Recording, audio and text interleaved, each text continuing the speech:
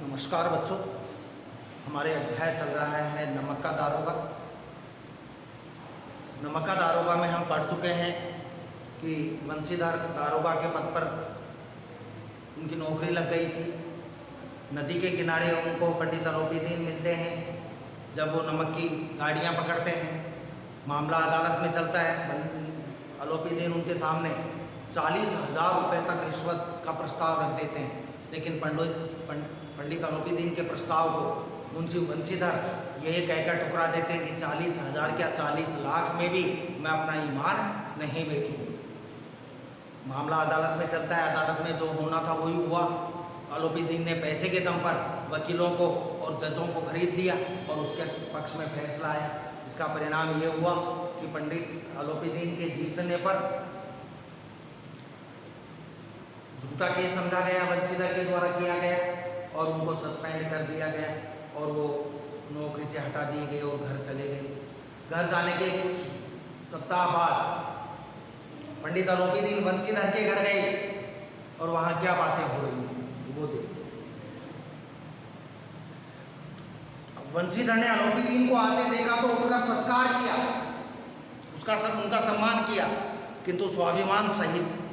ये नहीं है कि शर्मिंदा हुए बंशीधर, स्वाभिमान के साथ अपने सम्मान को सुरक्षित रखते हुए। भाई घर आए का तो स्वागत करना ही चाहिए। दुश्मन भी घर आ जाए तो उसका निरादर या अपमान नहीं करना चाहिए। समझ गए बंशीधर, समझ गए कि ये क्यों आए हैं, समझ गए कि ये महाशय मुझे लज्जित करने और जलाने आए हैं। कि देख मेरी बात मान लेता तो आज घर नहीं बैठना पड़ता, नौकरी से नहीं हटना पड़ता, जबकि ऐसा कुछ नहीं था बच्चों। बंशीधर अपने मन में सोच रहे हैं। क्षमा प्रार्थना कर चेष्टा नहीं की, क्षमा प्रार्थना करने की चेष्टा की नहीं। माफी क्यों मांगे? क्योंकि बंशीधर को तो मालूम था उन्होंने कुछ भी गलत नहीं किया था, तो क्षमा मांगने का तो प्रश्न ही नहीं था बच्चों। तो क्षमा वगैरह नहीं मांगी उन्होंने।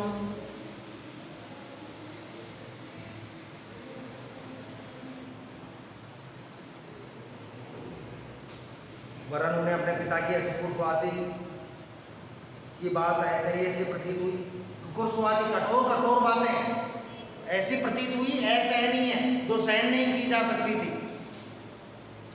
पर पंडित जी की बातें सुनी तो मन की मैल मिट गई। मन का जो मैल था ना, पंडित जी के बारे में गलत सोच रही थी, वो दूर हो गया। पंडित जी की ओर उड़ती हुई दृष्टि से देखा, सद्भाव झलक रहा था।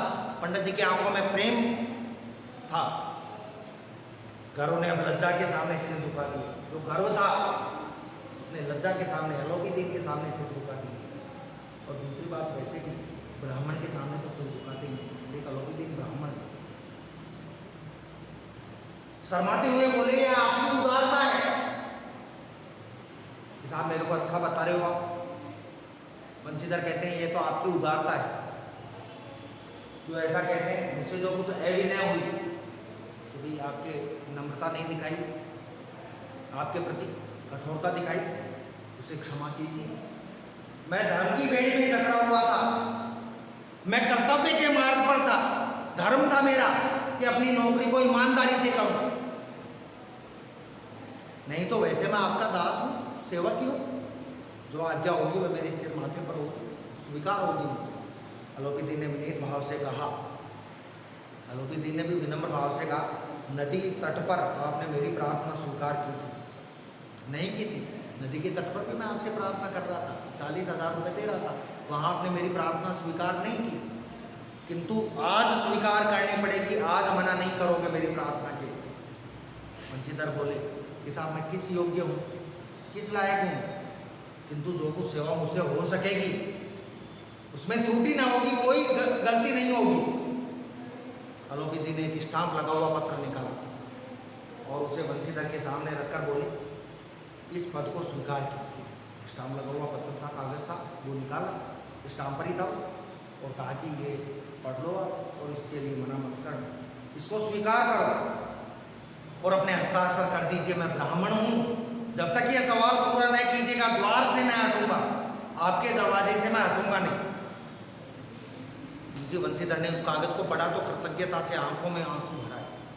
कृतज्ञ हो गए, कृतज्ञ एहसानमंद, एहसान को मानने वाले। क्यों हो गए कृतज्ञ? वो अपने मन में सोच रहे हैं कि यार मेरे पंडित आरोपी दीन को अदालत तक में ले गया, मैं केस आप इनके ऊपर बना दिया, और ये आज भी मेरे से इतना स्नेह रखते हैं। क्या लिखा था कागज में? पंडित आलोपीदीन ने उनको अपनी सारी जायदाद का स्थायी मैनेजर नियुक्त कर दिया था, स्थायी परमानेंट। ये नहीं है कि महीने 2 महीने 6 महीने बाद हटा दें, और स्टाम्प पर लिखा हुआ था। यदि वंशीधर उसको स्वीकार कर लेते हैं और पंडित आलोपीदीन उनको हटाना चाहें तो भी नहीं हटा सकते, बाकायदा लिखा पड़ी स्टाम्प पर। 6,000 वार्षिक वेतन, 6,000 रुपये साल भर की तनख्वाह, 12 महीने की 6,000 रुपये।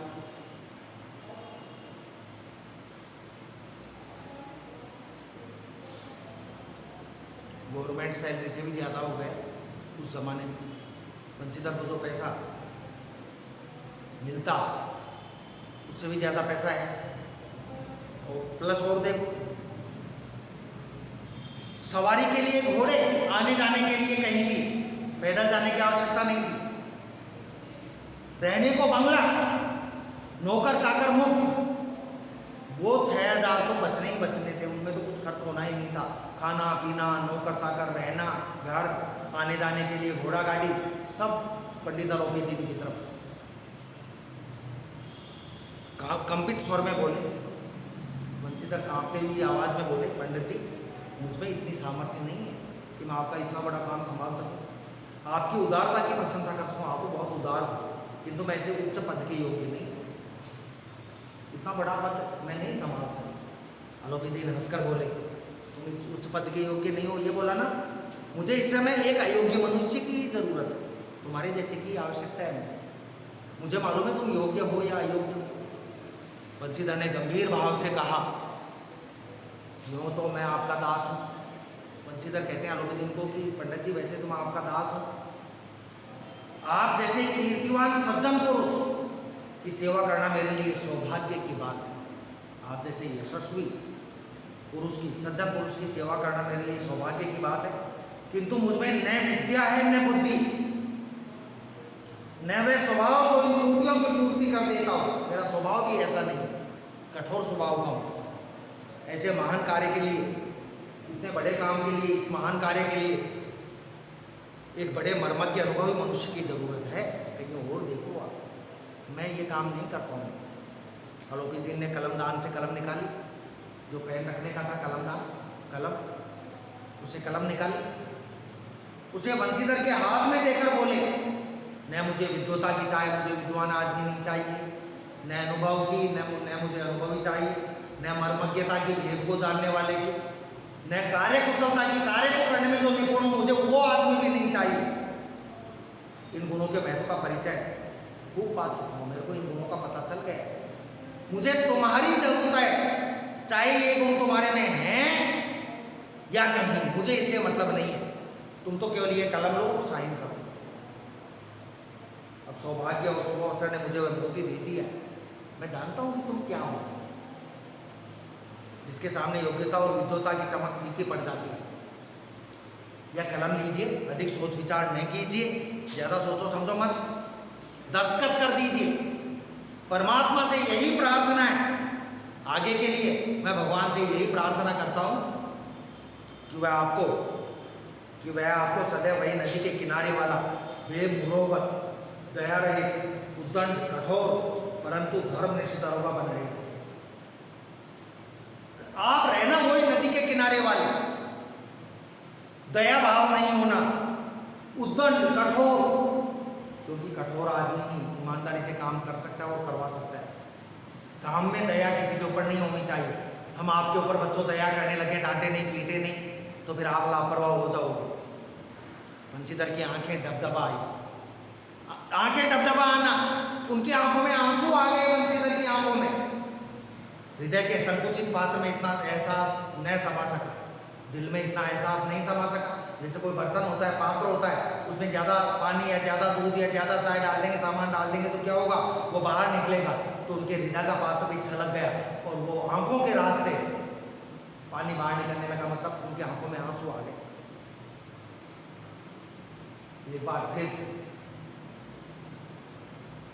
पंडित जी की ओर भक्ति और श्रद्धा की दृष्टि से देखा, और कांपते हुए हाथ से मैनेजरी के कागज पर हस्ताक्षर कर दी। किसने? बंसीधर ने। आलोपी दीन ने प्रफुल्लित होकर उनको गले लगा लिया। बच्चों, ये चैप्टर आपका हो चुका है। अब यहाँ एक समझने की बात है, पंडित आलोपी दीन बंसीधर से नदी के किनारे तो पराजित हो गए थे और एक तरह से अपमान भी, बेइज्जती भी हो ही गई थी उनकी। ये हथकड़ी लगकर फिर वो कोर्ट में गए थे। फिर उनके पास क्यों आए?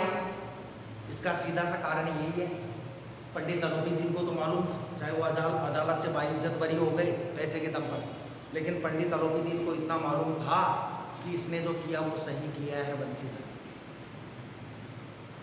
उनको अपने व्यवसाय के लिए भी एक ईमानदार आदमी की जरूरत थी। ध्यान रखना बच्चों, बेईमान व्यवसायी भी ईमानदार कर्मचारियों की चाहत रखता है।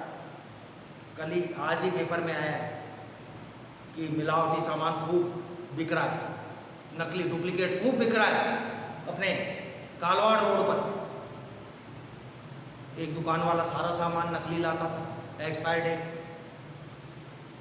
तो अधिकारी लोग वो नकली सामान लेकर एक दुकान वाले के पास गए।